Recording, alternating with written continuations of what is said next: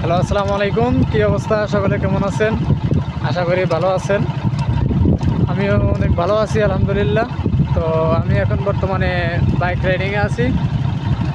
আহ, এখন বর্তমানে দুপুরবেলা হয়ে গেছে, প্রায় দুপুর 2টা বাজে। বাসায় যাব, ভাত খাবো। আপনাদের সাথে একটা কথা শেয়ার করি, সেটা হচ্ছে স্টেট পাস কুরিয়ারে অলরেডি মনে করেন আজকে প্রায় 1 বছরের মতো হয়ে গেছে চাকরি করি। তবে কিছু কিছু কাস্টমারের ব্যবহার মনে করেন যে এত খারাপ, যেটা খুবই বিরক্তিকর বা খুবই কষ্ট লাগে কাস্টমারের কথাগুলা। তার কারণটা হচ্ছে কি,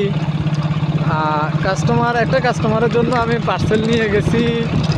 প্রায় পার্সেল নিয়ে যাওয়ার পরে প্রায় আধা ঘন্টার মতো কাস্টমারের জন্য দাঁড়ায় আছি।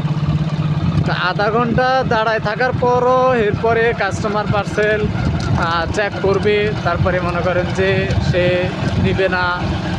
এরপরে আবার বলতেছে 4টা নিবে, মানে 6টা অর্ডার করছে, 4টা নিবে আর 2টা রিটার্ন করবে।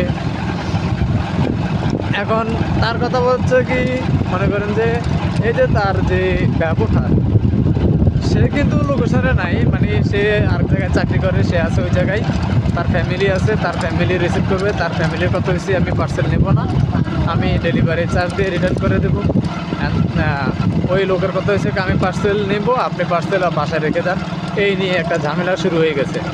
যার পার্সেল তাকে ফোন দিছি, যাই মারছেন আর কি, তাকে ফোন দিছি, তাকে ফোন দেওয়া হয়েছে। ফোন দেওয়ার পরে সে বলতেছে যে উনি পার্সেল নেবে, আপনার সমস্যা কি? ভাই, এখন যে রিসিভ করবে সে যদি না নেয়, এখন আমি তারকে জোর করে দিয়ে আসতে পারবো? সেটা তো সম্ভব না। আবার সে বলতেছে আমি নাকি তার ফ্যামিলিরে গালিগালাজ করতেছি, এই সেই হ্যান ত্যান, আমি উল্টাপাল্টা কথা বলতেছি, মানে এগুলো বলতেছে। তো ভাই, কিছু কিছু ব্যবহার কাস্টমারের এত খারাপ বা এত বিরক্তিকর লাগে, এত কষ্টকর লাগে, যেটা বলার বাহিরে। স্টেট পাস কুরিয়ারে মনে করেন যে আমাদের স্টেট পাস কুরিয়ার না, রাইডার হিসাবে বা চাকরি করতে গেলে মনে করেন যে অনেক ধৈর্য লাগে, অনেক গালিগালাজ, অনেক কিছু শুনতে হয়। তো এই আর কি, এই গালিগালাজ শুনেই মনে করেন যে চুপচাপ বসে থাকতে হয়। তা না হলে মনে করেন যে চাকরি তো নইলে থাকবে না।